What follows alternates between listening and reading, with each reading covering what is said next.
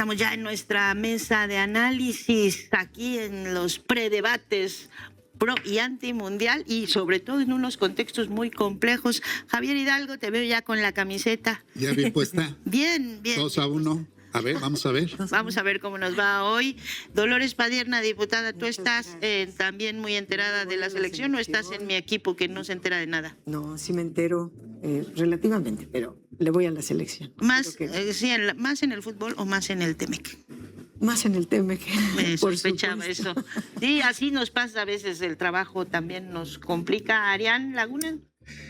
Bueno, yo antimundial, pero pro México.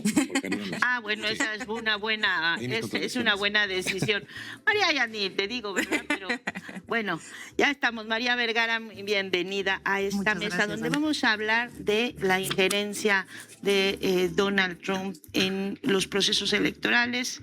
Ayer, bueno, está metido en Colombia. Ya le dijo ayer Lula, ahora lo vamos a ver, que no se meta en Brasil.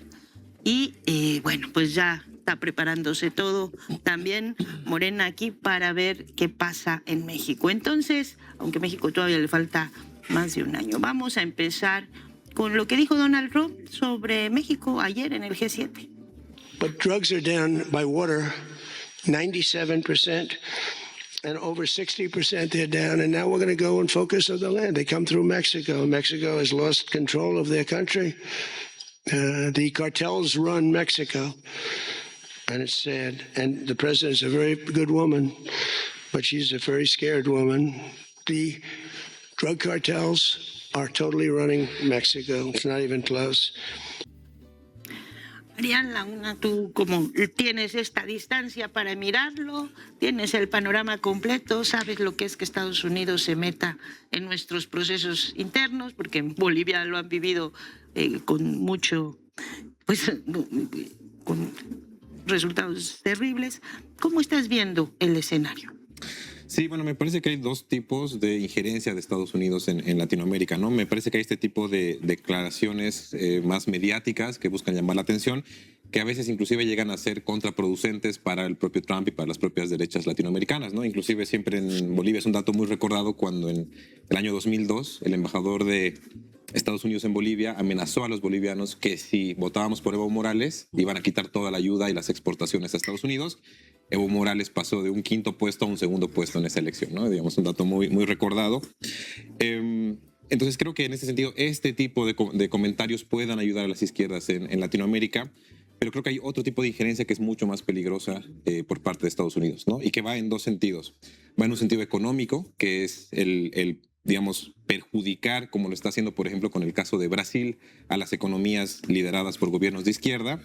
Y por otra parte, todo este establishment que ha construido en Sudamérica, en Latinoamérica en general, de nuevas derechas, es decir, digamos, todo un equipo que respalda y que asesora a los candidatos de derecha, como de la Espriella, por ejemplo, en este caso en Colombia, como Rodrigo Paz en Bolivia, y que básicamente encontró una fórmula que le está siendo sumamente útil, ¿no? O que le está funcionando, que es ver sociedades que, digamos, hemos estado ya desde hace varios años en una especie como de estancamiento económico, más o menos desde el 2015, o de bajo crecimiento, pues donde hay grandes capas de la población que no se sienten, digamos, entusiasmada con los procesos, tanto ni de los gobiernos de derecha ni con los gobiernos de izquierda, y entonces es un electorado móvil, ¿no? Y entonces ahí vienen los Cerimedo, ahí vienen los Durán Barba, ¿no? Que son estos asesores que han sido formados en Estados Unidos, que son respaldados por Estados Unidos y que han encontrado en este grupo, que son sectores que quieren pasar de los sectores populares a la clase media, mejorar su consumo, y que son muy susceptibles de ser interpelados por estas campañas mediáticas llenas de show, como las de la Espriella, como Rodrigo Paz en Bolivia, como Milei en Argentina, con Kast en Chile, donde el tema de la seguridad, el tema antimigrante, todos esos temas sumamente, digamos, mediáticos, pero que no tienen un trasfondo real, permiten ganar elecciones, ¿no? Entonces yo creo que esta es una de las formas de injerencia de Estados Unidos a las que hay que tener mucha atención, y creo que en México también hay que prestarle mucha atención porque todavía no han encontrado su de la Espriella, pero a de la Espriella lo encontraron en meses, ¿no? O sea, nadie se esperaba la victoria de la Espriella, eso ocurrió en semanas. En Bolivia nadie se esperaba la victoria de Rodrigo Paz, igual ocurrió en la última semana de las elecciones. Entonces creo que hay que tener mucha atención, tanto a esta capacidad de injerencia de Estados Unidos a través de las elecciones, y también nosotros mismos tratar de más bien tener una una interpelación hacia estos sectores que están moviéndose hacia la derecha en las elecciones, ¿no? Entonces creo que esas son las formas de intervención a las que hay que prestar mucha atención. Vamos a ver a Lula, que también estaba ahí en el G7 y ahí mismo le contestó a propósito de lo que acaba de pasar esta semana, ¿no? Que es el tribunal, la corte, pues la máxima corte del Tribunal Supremo de Brasil condenó a 4 años de cárcel y 8 de inhabilitación política a Eduardo Bolsonaro por haber ido a pedir a Estados Unidos que le pusiera aranceles a Brasil del 50%, ¿no? Entonces ya lo condenaron por andar haciendo esas cosas y Lula le va contestando a Trump. Vamos a escucharlo. Então, veja, eu acho que ele tem direito de ter as preferências eleitorais dele, as preferências ideológicas deles. Eu só espero que ele não fira o código de ética entre as nações que querem ser respeitadas na sua soberania. Só espero isso. Para mim, ele pode continuar gostando do Bolsonaro, do pai, do filho, do neto, não tem nenhum problema. É um problema dele. Afinal de contas, gosto não se discute. Agora, não se meta nas eleições do Brasil, porque as eleições do Brasil é um problema do Brasil. Como as eleições americanas, é um problema deles, não é um problema meu. Então, a única coisa que eu quero é o respeito pelo Brasil que eu tenho pelos Estados Unidos. Só isso. Bueno, le pide respeto como el que él dice le tiene a Estados Unidos. María. Sí, pues justo, Dani, es de las cosas que venimos advirtiendo desde hace años la militancia latinoamericanista, de que Estados Unidos ha creado narrativas en América Latina sobre falta de democracia, se lo hizo a Venezuela, el narcotráfico en México, el descontrol en Perú, o más bien la guerra entre el Poder Judicial y el Poder Ejecutivo. Pero estas narrativas han sido creadas por los Estados Unidos y creo que ahí hemos sido muy inocentes, tanto Brasil como México. A Brasil mucho tiempo le faltó reconocer su propio liderazgo en Sudamérica. De hecho, hasta vetó la presencia de Venezuela en los BRICS, que eso creo hubiera cambiado considerablemente lo que pasó el 3 de enero. Y Brasil, tan como México, también se preocupó mucho por su política interior, pero poco le interesó la política exterior. Creo que ahí tendríamos todos los militantes de revisar el documento de seguridad nacional de los Estados Unidos, porque es muy claro, está hablando de toda América Latina como un área de interferencia política para los intereses de los Estados Unidos. Entonces, ¿qué está haciendo Lula? Me parece reconocer, hace unas semanas todavía veíamos que Lula hacía que nos parece desde este lado, un error en el debate, hablar del democraciómetro, como si nosotros en México no supiéramos que en 2006 y 2012 le entramos a un juego desigual, no perdimos, nos robaron las elecciones. ¿Y qué pasa? Que en países como Colombia, hoy es claro que en este fin de semana las juventudes van a definir un futuro muy clave, pero están jugando en un sistema electoral que es profundamente injusto. Ahí Estados Unidos le mete muchísimo a la injerencia en las elecciones y creo que Petro, México, Colombia, es un buen momento y venimos diciendo, vamos tarde en la discusión de América Latina.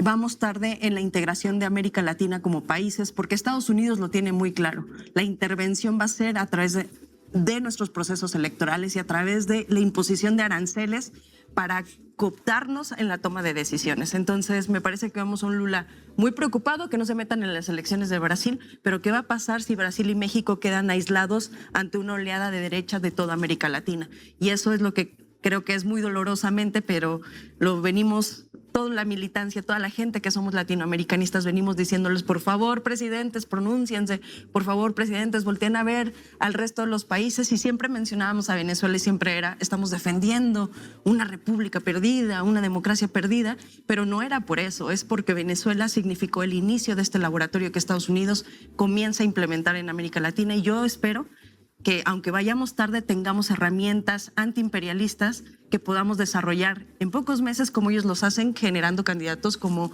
el del Espriella en Colombia, y que yo temo que en México, espero y ojalá no suceda, que no nos vayan a imponer un candidato como estos, que me parece que son falsas promesas, pero que además logran capitalizar mucho descontento y que generan otros fenómenos, Dani. Bueno, la narrativa, vamos ahora a México. Hoy la presidenta decía, no nos vamos a enganchar con los dichos del presidente Donald Trump.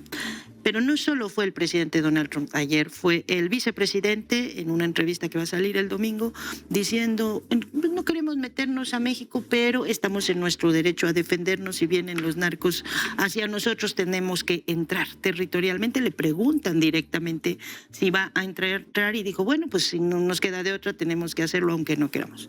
Y también la zarina antidrogas Sarah Carter no solo anunció que irían por los cárteles, sino por los políticos. Vamos a escuchar a Sarah Carter. States that they operate in, and we have to be just as tough on them, if not tougher. And that means taking and seizing their financing. And by the way, doing what we're doing right now in Mexico, targeting those even in the government that have sold out to the cartels, that have made it easier for them to operate, you know, getting those extradition, those warrants on them, and working closely with our counterparts like we do with President Sheinbaum, for example. We saw significant progress in Mexico, especially with El Mencho, with CJ&G. When we were able to go after El Mencho, and we did that through our intelligence, but utilizing the Mexican National Guard, the Mexican Special Forces, you know, General Trevilla, his operation. They cooperated with us. We said, look, here's the information. Go get them. And they did. And we'd never seen that before. Not like that. Not in that same way. Not with that cooperation. And by the way, right now, you know, targeting the folks in Sinaloa, all of the government officials that are part of the Culiacan clan, you know, that have protected the Sinaloa cartel, and Los Chapitos and Los Maitos, and, you know, Joaquin Guzman's, you know, entire operation, El Chapo's entire operation. We are able to do that. One, because the Mexican government, like many of the governments in our hemisphere, know that President Trump means what he says. He just absolutely does. If he said, we are going after you, if you do not cooperate with us, we are going to target you, and you are going to regret it. So do you want to cooperate? Yes or no? And I think also, beyond that, it's what's good for them. ¿Cuál es la lectura que podemos hacer de eso? Dolores Padierna dice, claramente el presidente Donald Trump dice lo que siente es, cooperas con nosotros, está bien, si no te vas a arrepentir. No hay que Sonaba minimizar. con copelas o cuello, les decía yo en la mañana, a quienes estamos en México ubicamos muy bien esa frase de hace algunos años. No hay que minimizar estas amenazas, estas declaraciones. México enfrenta uno de los momentos más difíciles en su relación bilateral con Estados Unidos. No son declaraciones fortuitas, forman parte de una estrategia, la Estrategia Nacional de Seguridad de Estados Unidos, y existe una constante presión hacia nuestro país en todos los órdenes, económico, político, y en este momento, ¿por qué las declaraciones de Trump fueron ayer o estos días?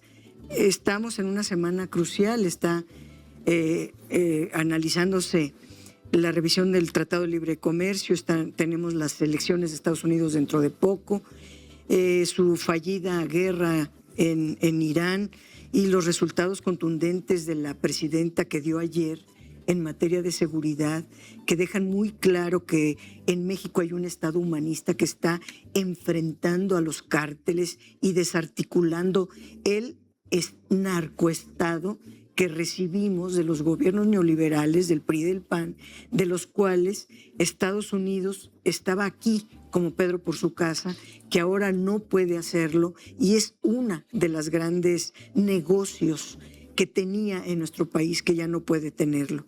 Los índices de popularidad también que se dieron a conocer esta semana de la presidenta, que por más que la atacan, por más que ella está muy bien, y también no descarto las elecciones de México, que apenas ayer arrancó todo este proceso formal, pero desde luego que tienen toda la intención de meterse a nuestras elecciones. Son presiones que configuran una relación profundamente asimétrica, que requieren, como lo ha dicho la presidenta o como es ella, serenidad, firmeza, pero más allá de eso, la unidad no nacional, lamentablemente, porque aquí tenemos una derecha trompista que no quiere a su país, y no puedo hablar de unidad nacional, pero obviamente que esta ofensiva es sobre todo para erosionar la credibilidad de nuestro gobierno, la legitimidad democrática que hay en México, y desestabilizarnos de alguna manera, porque son todos los días este tipo de amenazas que reflejan toda una estrategia de intervencionismo en América Latina, pero por ende en México. Son un llamado también a la cohesión interna, a la organización nuestra. No sé qué haríamos sin los medios alternativos de comunicación, pero con estos medios tenemos que informar, que dialogar, que aclararle a la población en México lo que está pasando, qué hay detrás de todas estas declaraciones, y mantener nuestra cercanía con el pueblo. Sin eso, pues no seríamos nada. Y voy con eso, Javier, porque ayer arrancó el ya formal proceso. Uno piensa que nos queda lejos, dices, bueno, son unas elecciones intermedias hasta junio, ahorita hay que atender que si el TEMEC, que hay que atender que si el Mundial, que hay que atender un montón de cosas, y falta mucho, pero al final de cuentas, cuando nos damos cuenta, ya está todo el proceso en marcha. ¿Cómo está llegando Morena? ¿Cómo está llegando el partido? ¿Cómo está llegando el movimiento? Decía Dolores, 71% de aprobación, pero tenemos unas amenazas, algunas reales y algunas caricaturescas. Es que sí tendríamos que tener el proceso interno y cómo se va a suceder. Sí se tiene que meter en el contexto general que está pasando con Estados Unidos y en el mundo. El tema de Donald Trump, que alguien trate de explicar por qué hace tantas tonterías. O sea, por ejemplo, esa declaración que dice que la presidenta tiene miedo de los cárteles, choca completamente con la posición que tenemos en México de ella, de su reconocimiento, de su fortaleza. Justo lo que se le reconoce es cómo ha reaccionado contra Donald Trump, y parece que a Donald Trump nadie le dice eso, porque además no lo dijo de corazón, lo estaba leyendo. O sea, él está sujeto pues a un proceso ya pensado. Y para explicar esto, la verdad hay que recurrir a los clásicos. Y no me refiero a Rosa de Luxemburgo, que ya la estaban sacando, sino me refiero a López Obrador. O sea, el tema cuando él dice hay que distinguir dos Trump, el del pasado y el de ahora, sí es muy importante que lo podamos distinguir. ¿Y qué es lo que define? En esta carta que hizo Andrés Manuel, plantea como varias opciones, varias posibilidades, y dice, pues es que tiene asesores que lo están encandilando, que le están metiendo en estas ideas, y explica mucho, por ejemplo, cómo lo que está sucediendo en su declaración. Pero realmente, ¿qué explica que hay ese otro Trump? Pues China. O sea, el tema que se dio cuenta de lo que estaba sucediendo, que le estaban comiendo el mandado, pero no solamente comercial, sino con un proyecto alternativo, totalmente alternativo al imperialismo que está desarrollando Estados Unidos. Entonces, lo de Groenlandia, lo de Canadá, lo de la cuestión de Europa, la cuestión de Venezuela, lo explica China. La cuestión de Irán, lo explica China. O sea, se le hizo fácil decirles, voy a quitarle el petróleo y lo voy a asfixiar. No, pero justo es un desconocimiento de lo que está pasando. O sea, este tema de la firma de entendimiento, desde la primera semana lo pudo percibir. Desde la primera semana no conocía la reacción que los iraníes ya lo tenían planeado y lo tenían preparado. Entonces, sí es muy importante entender que ahora, pues lo que está haciendo el bully, le dieron un manazo fuerte en Irán, y pues se regresa al territorio. Y además en un discurso violento de intervención que sí está sucediendo, pues o sea, lo está realmente haciendo. Lo que hizo Lula de decirle en su cara que no se entremeta en las elecciones, pues sí fue un mensaje para él, pero también para el pueblo brasileño. O sea, se está poniendo de apechito en su alianza con los Bolsonaros, en clara una identificación además de un proyecto derrotado. y que en Brasil, como en Colombia, como en México, es un proyecto viable. Es un proyecto viable. O sea, lo que estamos demostrando es que tenemos resultados no solo en materia de seguridad, en materia económica son impresionantes. Y que si hay un proyecto distinto al que Trump está desarrollando, que quiere desarrollar de manera, yo creo que un poco abrupta de intervención, tomando los clásicos de antes, de tratar de intervenir como intervenían antes, pero que ahora no va a ser posible, ¿no? Esperemos que en Colombia la población pues reaccione y ponga en su lugar como sucedió lo de Perú.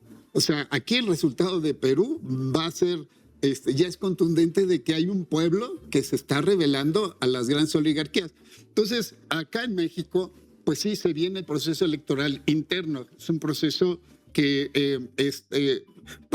que sí se marca una diferencia a lo que se hacía antes, por ejemplo, que eran, hasta con el PRD, que nos íbamos a elecciones internas y que lo único que hacía era repartirse en pedacitos los resultados. Y ahora el modelo de las encuestas es una maravilla. Es una maravilla porque no te genera corrientes, o sea, no te genera espacios de poder, sino realmente a quién reconoce el pueblo.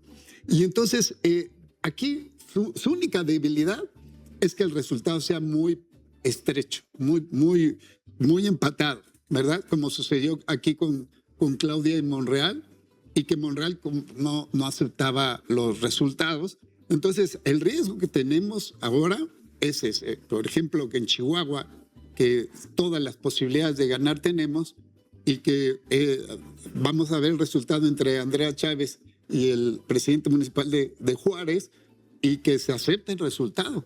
Ya por los dos. Bueno, esos son los riesgos, pero llegamos en condiciones muy favorables para ganar más de lo que se había ganado en el 2024. Ahora hablamos de los métodos de elección que tendrán. Quiero pasar a Colombia. Aprovecho para decirles ya, con 99.38% de los votos computados, hasta ahorita en Perú le está dando la victoria a Keiko Fujimori por 39,000 votos. Es nada, 50.1 contra 49.9, pero al final de cuentas lo que dices, nadie se esperaba ni siquiera que llegara Roberto Sánchez a este nivel en Perú. Y lo que sí, vamos a Colombia, porque eso sí creo que el tema, y creo que lo que hemos visto es un patrón. O sea, enero de este año, el Esprilla tenía menos de 20%, se reunió con Marco Rubio, se reunió con el canciller de Israel, dijo no sé qué, y le empezaron a meter una cantidad de dinero asombrosa a esa campaña, y ahora estamos en una segunda vuelta con digamos, resultados impredecibles. No, nadie puede tener claro qué va a pasar. Es una situación muy delicada. Arián. Sí, es un poco volviendo a eso, ¿no? Creo que esta fórmula que ya encontró Estados Unidos para Latinoamérica le ha funcionado en Colombia, o bueno, aparentemente le va a funcionar. La mayoría de las probabilidades van hacia el lado de la Esprella. Ojalá que no. Va a ser muy importante la cantidad de nuevos votos que pueda movilizar ¿no? la izquierda en Colombia, ¿no? De los nuevos votantes que no fueron a la primera vuelta. Y ya luego estamos frente, digamos, un escenario, digamos, que va más favorable hacia de la Espriella, pero todavía no está cerrado, todavía tiene probabilidades Cepeda de poder ganar. Pero ahí yo quisiera hacer un poco, digamos, y vinculando a lo que estábamos comentando sobre México, que me parece muy importante, ¿no? Si vemos a Petro, tenía buenos niveles de aprobación, se suponía que Cepeda iba a ganar, se suponía inclusive que hasta habían chances de que en primera vuelta pueda ganar y no ocurrió, ¿no? Entonces por eso lo llevo un poco a México. O sea, creo que en el corto plazo, en México, Sheinbaum y Morena están viviendo lo que pasó en Sudamérica, que fue un poco como el periodo de la luna de miel o la estabilidad con su electorado. Altos niveles de aprobación, Morena controla ambas cámaras, controla la mayoría de los estados en la República. Y un poco lo que pasó en Sudamérica cuando la izquierda en Argentina, la izquierda en Bolivia, la izquierda en Ecuador tuvo esta luna de miel con su electorado y con los sectores que lo apoyaban, es un poco de sentir que ya controlas el poder y no tener claro qué es lo que tienes que hacer con ese poder. digamos, un poco como relajarte, ¿no? Porque has generado cierta estabilidad y has generado ciertos amplios márgenes de apoyo. Y ahí es donde yo un poco veo las alarmas en México, ¿no? Es decir, que además de controlar las cámaras, etcétera, de tener un poder sólido, es también importante saber qué es lo que se viene y qué es lo que tienes que tratar de hacer o qué transformaciones tienes que implementar con ese poder. ¿Por qué? Porque en Sudamérica, por ejemplo, esa estabilidad de las izquierdas estuvo vinculada con el boom de las exportaciones a China.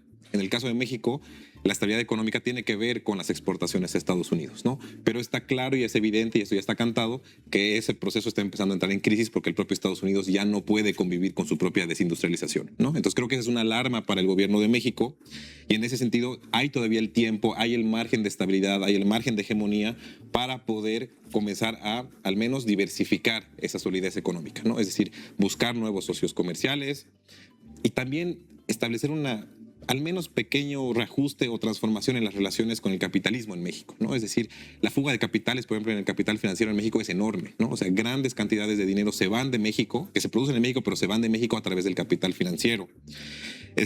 Demasiado de las inversiones de Estados Unidos en México tienen una lógica de maquila, ¿no? Por ejemplo, en el caso caso automotriz, el 88% del valor de los automóviles se produce fuera de México. Solamente el 12% de ese valor agregado de las exportaciones de carros de México se genera en México, ¿no? Entonces, es una lógica de maquila, es decir, de poco valor agregado que se produce en México, ¿no? Entonces, creo que esas son, digamos, agendas de fondo estructurales que van a ser muy importantes para que Morena pueda pensar no solamente en la elección del 2027, que creo que por ahora está bastante garantizada, sino para pensar en el 2030 y para pensar más allá, ¿no? Entonces, digamos, eso sería un poco trayendo la experiencia sudamericana, que ya va cerrando un ciclo, y pensándola para México.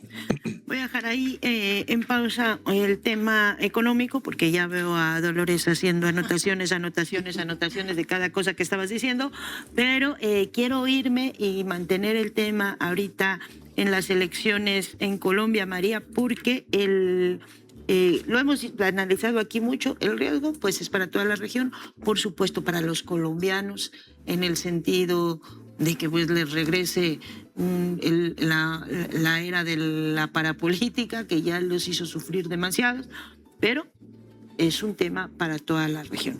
Y ahí me quiero instalar para preguntarte, bueno, después de esto, después de lo que vemos en Perú y lo que estamos viendo también en Bolivia, lo que se está como realineando distintas fuerzas en toda la región, y seguimos sin lograr tener una articulación no solo de los gobiernos, que eso ya parecía muy distante desde hace tiempo, sino también de las distintas fuerzas de izquierda populares que hay. O sea, como que cada uno está muy peleando en su contexto local, muy peleando quizá o muy viendo bilateralmente las cosas, pero no vemos una articulación de izquierdas, por lo menos una discusión sobre lo que viene. Sí, Dani, justo yo creo que nos faltó muchísimo. Ahorita veía tu imagen, siempre poníamos a Petro, Lula y Claudia, y ahora solo quedan Lula y Claudia, porque Petro sale en un par de semanas, ¿no? Bueno, ahora vamos a poner a Cepeda. Yo creo que Cepeda va a ganar, sin duda. Yo creo que lo que hoy se juega en Colombia es el futuro de toda la región. Yo tengo confianza, y espero no equivocarme, de que las juventudes colombianas cambiarán el destino, de que estamos pensando que vamos...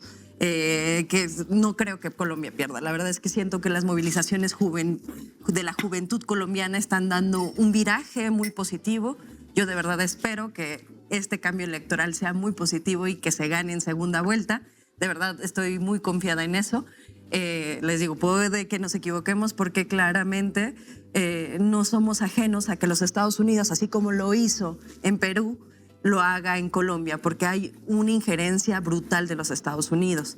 ¿Qué creo que nos toca para hacer una articulación? Una, es necesario que los países de América Latina, y yo constantemente en muchas mesas de debate, en muchos espacios decía todo el tiempo el tema Venezuela, porque ahí fue donde inició la gran maquinaria, y me parece Bolivia también.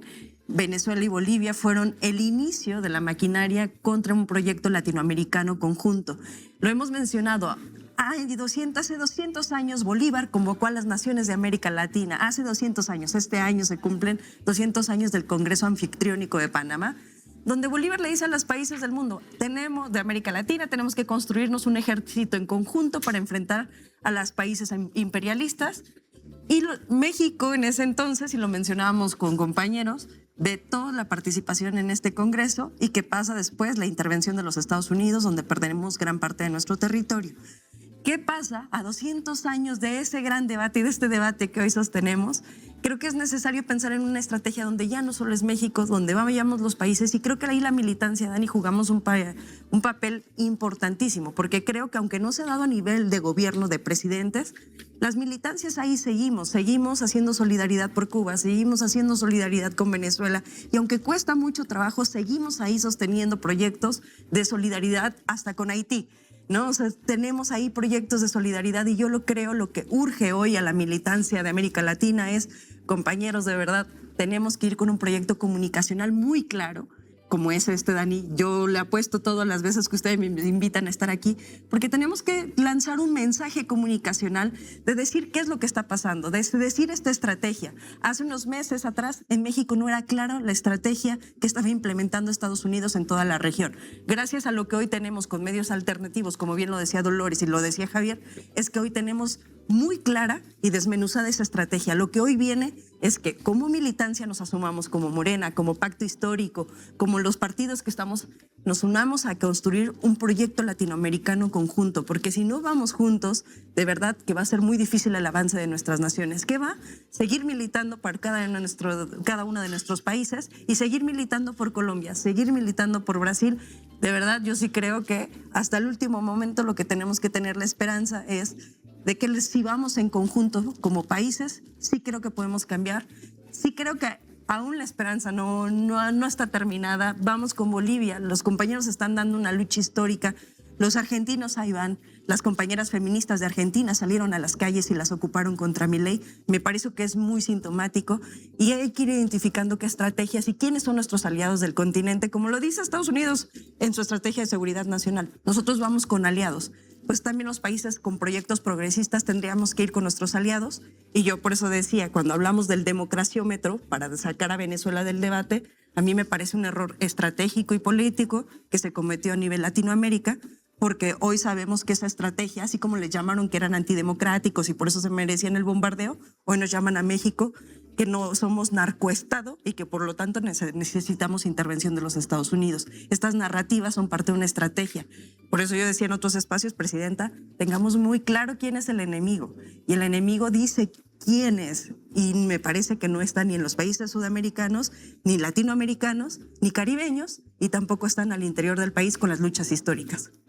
Bueno, voy a regresar ahora hacia los temas económicos. Es un tema central. Vamos a ver vamos a hacer otra quiniela, así como la que están haciendo el fútbol, vamos a hacer nuestra quiniela para Colombia. Yo estoy contigo, yo creo que va a ganar. Sí. Y espero y pienso que los compañeros están haciendo un trabajal, los tienen de pronto muy acosados a los jóvenes del Cauca, de las zonas más marginadas, que son creadores de contenidos maravillosos y que los tienen baneadísimos ahí en lo digital. Bueno, pero yo creo que están haciendo y van a hacer un trabajo enorme por movilizar a la gente el domingo. Vamos a ver cuánto alcanza. A ver, entremos al análisis económico, nuestra relación con Estados Unidos. Decía la frase de la cual debe de partir todo análisis económico de México, yo creo que del mundo. China se ha consolidado una posición en la economía global que para Estados Unidos es muy preocupante.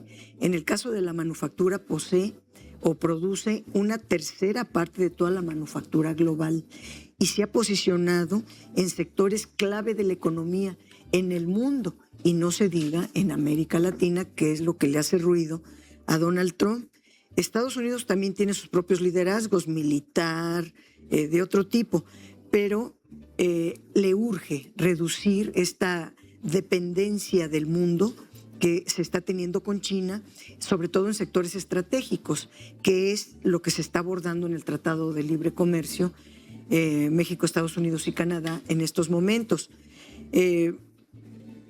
Estados Unidos ha mantenido un déficit global, históricamente. No es que tenga un déficit con México a raíz de los tratados.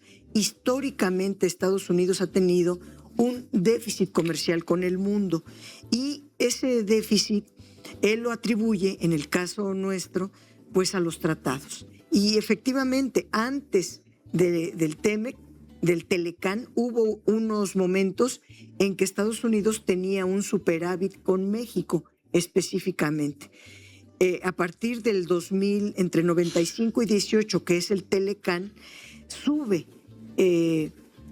Hay un déficit que tiene Estados Unidos, empieza a tener déficit y lo deja en 39.9% en el 2018. O sea, es un déficit de 40% que en el 2018 se quiso componer creando el TEMEC, o sea, haciendo a un lado al Telecán y creando al TEMEC. Al 2025, unos años después, ahora el déficit que tiene Estados Unidos con México es de 54.7%. O sea, un incremento de 11.2% nada más del 18 para acá con el TEMEC. Porque hay una dinámica económica previa que él quiere desmontar, pero si lo desmonta, desmantela su propio modelo. Ayer el secretario de Economía, Marcelo Ebrard, decía algo muy cierto. México ya está preparando y lo van a dar a conocer dentro de poco, las nuevas medidas ante este cambio geopolítico, este cambio de la economía mundial que pasa de ser de libre comercio a medidas proteccionistas. El Donald Trump de esta etapa es un Donald Trump proteccionista que ha tomado medidas en las cuales nos estamos defendiendo, pero al mismo tiempo hay un plan México que se viene trabajando desde un principio. Andrés Manuel sentó todas las bases, pero la presidenta diseñó todo un plan económico que se llama Plan México para reindustrializar a nuestro país. Si algo le pasó a México con el Telecán y continúa con el TEMEC, es sobre todo con el Telecán 40 años de desindustrialización, de abrir nuestra economía en todos los sectores económicos a las importaciones y dejó de producir, y no solo dejó de producir, sino desmanteló la industria que teníamos muy importante en muchas áreas. Esta desindustrialización también le está pasando a Estados Unidos y quiere atajarlo con aranceles, con una política de repatriación de los capitales, con una política de reducir las exportaciones de México hacia allá. Pero cada cosa que hace, yo veo los datos, le sale contraproducente. O sea, con los aranceles quería reducir en fin, lo único que logró fue una inflación global, el aumento de los aranceles, porque México está exento de aranceles en un 85%. Entonces, si quería hacernos daño, no se podía por las reglas del Tratado de Libre Comercio, y regresar a las prácticas proteccionistas para incentivar la producción en Estados Unidos es un proceso largo. O sea, México tiene un tiempo para poder desarrollar su propia estrategia. Encarecer las exportaciones mexicanas, pues sí logró que se disminuyeran un poco los autos, pero se incrementaron mucho las autopartes, y así es cosa de ver. En el tema de la relocalización de empresas no lo está logrando. Cuando él dice repátriense todas y vénganse a Estados Unidos y los voy a amenazar, pero también les voy a disminuir los impuestos acá, lo que logra es que se vengan a México. Y entonces aquí hay un incremento de la inversión muy grande, con estas consecuencias que bien señalarían, que hay que tener cuidado, y creo que la presidenta y el secretario están con todo, pero de momento vinieron a México a instalar plantas y inversiones, porque México tiene una situación geopolítica muy importante, estamos cerca de Estados Unidos, recibimos capitales con confianza, hay un gobierno, contra lo que diga Trump, que le da confianza. Apenas hace poco vino un líder banquero de todo el mundo, creo que es el banco número 1 que tiene capitales, a decir México es nuestra prioridad en materia de inversión productiva y financiera. Bueno, entonces lo que diga Trump es uno, pero el capital busca estabilidad y aquí hay estabilidad. Bueno, el tema es amplísimo. Yo simplemente quisiera decir que México está obligado a redireccionar drásticamente la política económica aquella que generó el neoliberalismo, que estamos en ello. La política fiscal ha funcionado muy bien, estamos reduciendo la pobreza con todo el humanismo mexicano. Falta el proceso de industrialización que se va a lograr con el Plan México. La pregunta es, y vamos a irnos rápido porque se nos va a acabar el tiempo, si vamos a tener tiempo, porque vamos a contracorriente. Yo luego digo, es que ahí se trata de cambiar las ruedas de un auto en movimiento. Y el auto en movimiento, y luego con el bullying que viene para acá, ¿no? El señor y con sus políticas. Entonces, necesitamos tiempo para la reindustrialización, necesitamos tiempo para hacer los ajustes, necesitamos tiempo para revertir las cosas. Y ellos todo el día están buscando posicionarse en las cosas que tienen y moviendo fichas todos los días. Ayer, tres hablando, no era solo Donald Trump, ¿no? Era Trump, J.D. Vance, Lazar, y todos presionando desde distintos frentes, porque esos son los públicos, pero sabemos que debe haber muchísimos más. ¿Cómo lo enfrentamos, Javier? Pues mira, yo pienso que los que van a contracorriente son ellos. O sea, tratar de regresar el neoliberalismo a América Latina a fuerza, pues le está siendo contraproducente lo que está sucediendo en Argentina, lo que está sucediendo en Chile, lo que está sucediendo en Bolivia. Pues obviamente que es una cuestión de inestabilidad y que afecta a los propios mercados. O sea, los propios capitales lo que buscan es esa confianza que puedan desarrollar sus inversiones. Y lo que demuestra México, Brasil, Colombia, pues es que sí puede tener una cuestión de confianza y que pueden salir beneficiados, pero si sale beneficiada el grueso de la población. Entonces, tratar de imponerse, pues ahorita lo de Colombia es anunciado, o sea, ese tigre es de papel, o sea, lo que está anunciando es una argentinización de Colombia y no lo veo como que no solo no les conviene a los colombianos, sino que tampoco les conviene a los capitales. Tal vez a la industria petrolera, a la de las armas, estén felices con Trump. Pero, por ejemplo, acá la General Motors reconoce que aquí que su mejor fábrica es la que tiene en México desde hace años y que conviene invertir y por eso jaló inversiones hacia México. Entonces, el planteamiento que tenemos que hacer sí es un tema de integración, como dice María, bien, con mucha claridad, pero tener claridad que tenemos una relación con Estados Unidos, que además hay 40 millones de mexicanos, que sí es un proceso de integración el que tendremos que hacer para poder competir con China, pero pues que es una integración donde se tiene que respetar la soberanía, la decisión de cada país. Este modelo de China es una alternativa económica para el mundo. Y lo que está sucediendo en México es un proceso muy parecido en el sentido de tener un Estado que lleva adelante los procesos económicos en beneficio de la población y no un Estado que lleva adelante solo para los grandes negocios, para los grandes ricos. Entonces, ¿qué sí tendríamos que estar haciendo? Sí tendríamos que hacer un llamado de América para racionalizar esto que está sucediendo, llamando al pueblo de Estados Unidos o sea, no solo a Trump, a todo el pueblo, de que sí tiene una alternativa. Ayer, por ejemplo, había una compañera en la mesa que decía una alternativa negra. Nosotros tenemos que construir una utopía que para los jóvenes les permita tener un futuro de país y de planeta. Y sí creo que es viable lograrlo. Y México está dando una buena lección. Entonces, creo que lo que conviene ahorita, pues obviamente es ganar la elección en Colombia y mandar un mensaje al mundo de que otro mundo es posible y que lo estamos construyendo aquí y que no es en contra de Estados Unidos y del imperialismo, porque el imperialismo de antes es un fracaso, eso ya no lo van a poder imponer. El manazo de Irán no tiene regreso.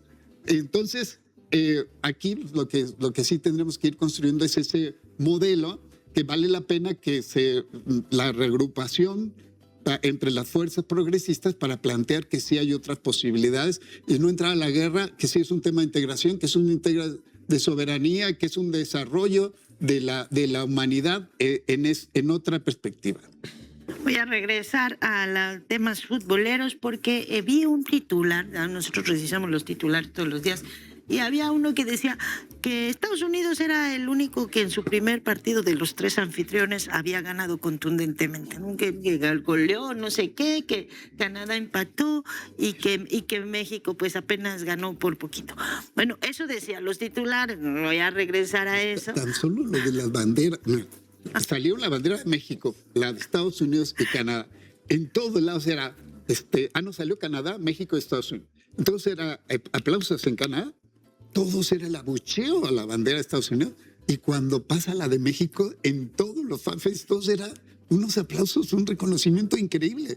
La verdad es que el fútbol sí tiene mucho de política y lo que está pasando de un mundial en medio de este mundo tan convulso, sí tiene sentido.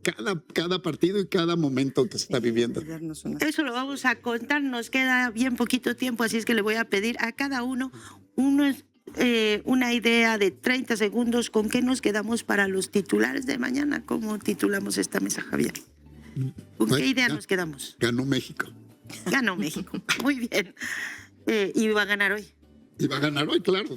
Ganó México, es para mañana, pero vamos a ganar también. Bueno. Espero que el Mundial y espero que muchas más cosas. Tenemos una gran presidenta, me encanta, está bien vista en todo el mundo. Y mucho de lo que estamos viviendo del fútbol se expresa también en ese orgullo del país que tenemos, que no solo es fútbol, que todo lo que estamos haciendo, lo estamos haciendo bien y mejor. Dolores, ¿con Además, qué nos quedamos? Si gana la selección es una alegría para el pueblo, yo por eso lo veo. Pues que estas groseras intromisiones de Trump en las elecciones de nuestros países no es nueva, lo ha sido siempre. Lo único nuevo, decían los legisladores de Estados Unidos, que le enviaron una carta a Rubio, que es una intromisión descarada. Entonces, es una intromisión descarada, un monumento al cinismo que necesitamos concientizar a toda la gente. Hay Bolsonaros, Milei, Bukele. ¿Qué característica tienen Noboa y estos que escoge Estados Unidos para que sean presidentes de los países? ¿Cuál es la fórmula que está escogiendo? Pues gobiernos que tengan pendientes con la justicia para que puedan dominarlos, mandarlos, mangonearlos y puedan influir en las decisiones de sus países. Pero, como dijera Lula, los asuntos de México solo le corresponden a las y los mexicanos y nosotros estaremos haciendo todo lo necesario en este proceso electoral que comienza, que es mucho más que un proceso electoral, se juega muchísimo en ello y no solo para nuestro país, es para una región muy importante. Tenemos que tomarlo con una responsabilidad política gigantesca.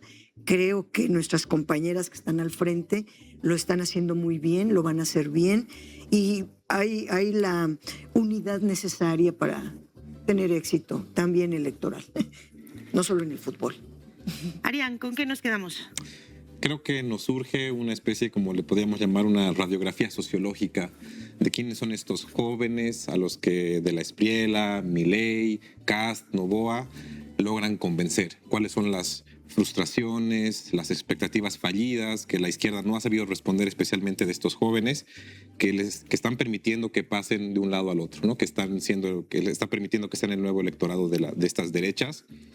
Y creo que es muy importante como izquierdas y lo que hablaba María, ¿no? Es decir, una especie como, así como las derechas tienen a Estados Unidos como su epicentro, creo que México, Brasil, Argentina, Bolivia pueden ser epicentros de pensamiento latinoamericano, porque es un fenómeno común, no solamente es en uno u otro país, ¿no? Entonces creo que necesitamos estos espacios de pensamiento para justamente analizar qué es lo que está pasando con estos grupos, por qué no está logrando la izquierda responder a sus frustraciones y cuál es el discurso y cuáles son las políticas que hay que construir para poder un poco llevarlos otra vez por el camino de la izquierda y el progresismo, que además tiene mucho más que ver con su condición social que con lo que las extremas derechas les pueden ofrecer.